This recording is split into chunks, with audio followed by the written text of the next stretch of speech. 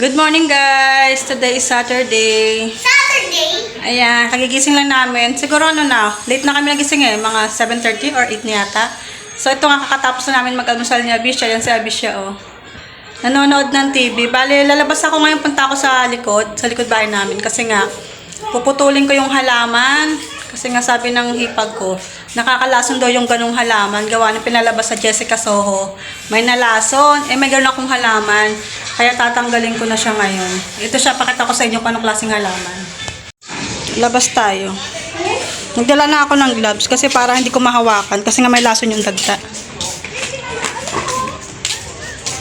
Init ngayon Ito yung mga halaman ko, di ko na naayos. Ayun sa gilid. Ayan. Masukal na nga dito sa likod namin. Ayan kailangan yung magtabas. Ito ang ganda ang tataba nitong halaman ko Ayan.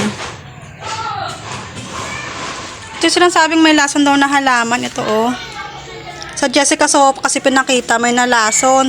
Tapos namatay yung aso kawa nung nakakain natin ng ganito yung dagta. Malaki na yung dito ko ganyan sa likod. Ayan Tatanggalin ko siya. Kasi delikado pala. Magdala ako ng gloves kasi nga para hindi ko siya mahawakan. Tsaka mag-face mask din ako.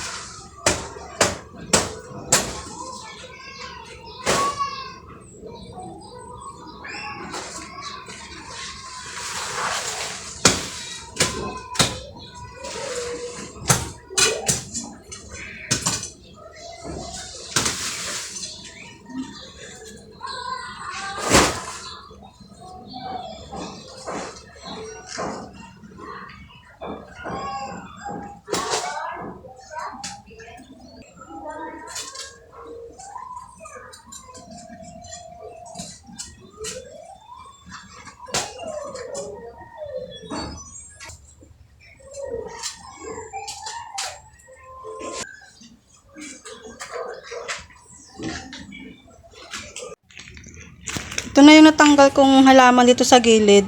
Ang dami din Ayan. Kasi tinanggal.